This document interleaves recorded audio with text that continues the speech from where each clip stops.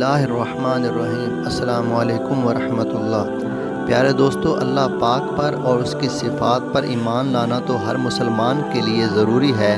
اسی طرح جن چیزوں کو اللہ تعالیٰ نے قرآن مجید میں لکھا ہے ان پر ایمان لانا بھی ضروری ہے، اور جن چیزوں کا تذکرہ اللہ پاک نے اپنی کتاب قرآن مجید میں کیا ہے ان میں سے ایک اللہ کا عرش بھی ہے، جس پر ایمان لانا ہر ایک کے لیے ضروری ہے، کیونکہ عرش کا تذکرہ قرآن مجید میں 25 مرتبہ آیا ہے اور اسے مختلف مقامات پر مختلف انداز سے بیان کیا گیا ہے۔ لہٰذا اللہ کے عرش پر ایمان لائے بغیر کوئی انسان بھی مسلمان نہیں ہو سکتا۔ چنانچہ آج ہم آپ کو اللہ کے عرش کے متعلق ایسے حقائق سے آگاہ کریں گے جن جان کر آپ کی عقل حیران رہ جائے گی، اور امید ہے کہ یہ ویڈیو آپ کے علم میں اضافے کا سبب بنے گی۔ اللہ کی مخلوقات میں سے سب سے بڑی مخلوق اللہ کا عرش ہے۔ اس کا حجم اور سائز تمام مخلوقات سے بڑا ہے۔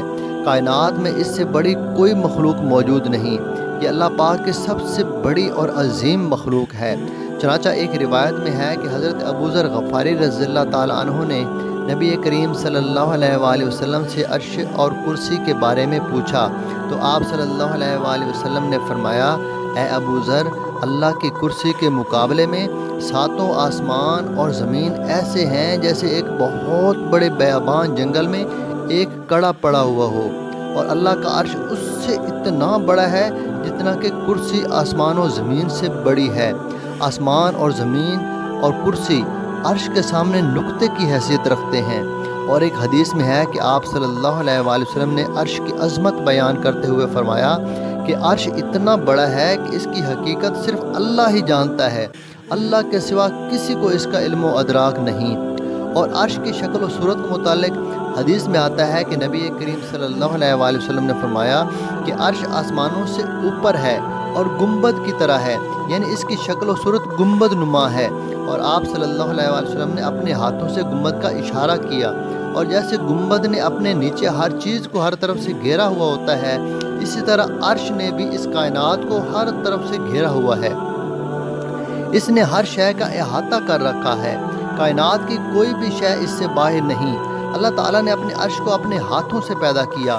چنانچہ ابن عمر رضی اللہ تعالیٰ عنہ کی حدیث میں آتا ہے کہ اللہ نے 4 چیزوں کو اپنے ہاتھ سے پیدا کیا، جن میں سے ایک عرش، دوسرا قلم، تیسرا آدم علیہ السلام، اور چوتھا جنت عدن، اور باقی ہر مخلوق کو کلمہ کن سے پیدا کیا۔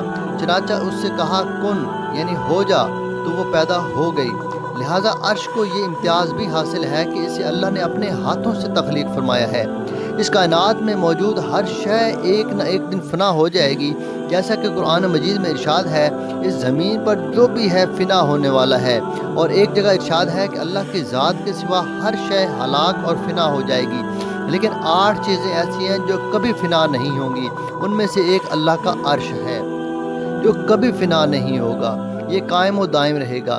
لہذا عرش کو یہ بھی خصوصیت حاصل ہے کہ یہ ہمیشہ موجود رہے گا، اس کو کبھی زوال نہیں۔ پوری امت کا اتفاق ہے کہ عرش کبھی فنا نہیں ہوگا۔ اللہ تعالیٰ نے 7 آسمان اور 7 زمینوں کو 6 دن میں پیدا کیا ہے، جیسا کہ قرآن مجید میں موجود ہے کہ تمہارا رب وہی اللہ ہے جس نے 7 آسمان و زمین اور ان میں جو کچھ بھی ہے سب کچھ 6 دن میں پیدا کیا، لیکن عرش ان مخلوقات میں سے نہیں جنہیں 6 دن میں پیدا کیا گیا۔ اسے تخلیق میں بھی یہ اہمیت حاصل ہے کہ یہ ان مخلوقات میں شامل نہیں، بلکہ یہ ہر شے سے پہلے معرض وجود میں آیا۔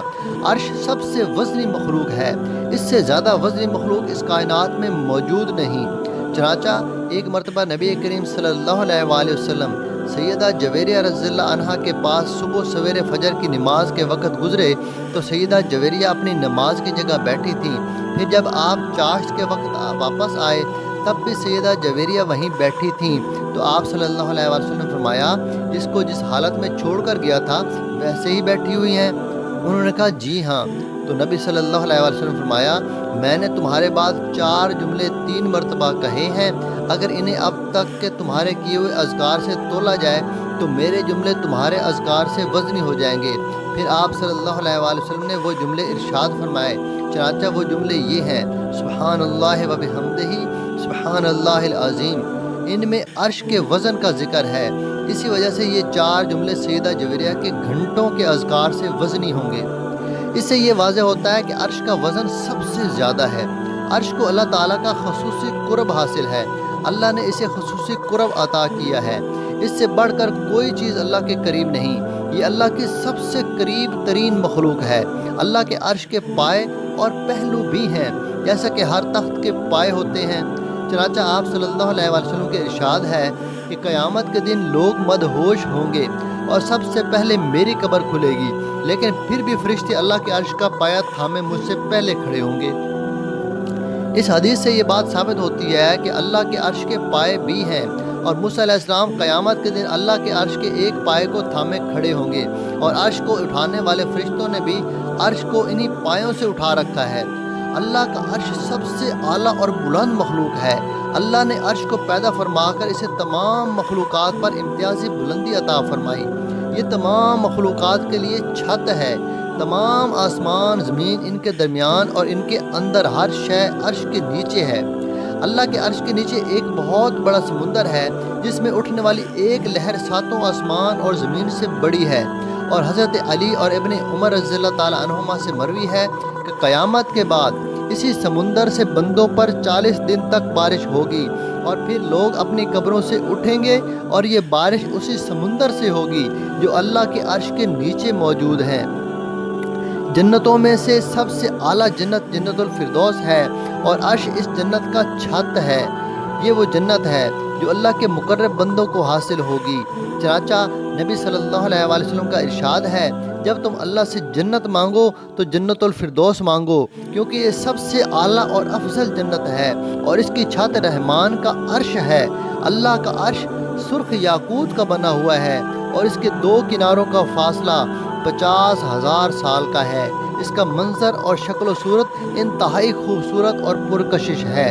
عرش کو اٹھانے کے لیے اللہ نے 4 فرشتوں کی ڈیوٹی لگا رکھی ہے، جو کہ اللہ کے عرش کو اٹھائے ہوئے ہیں۔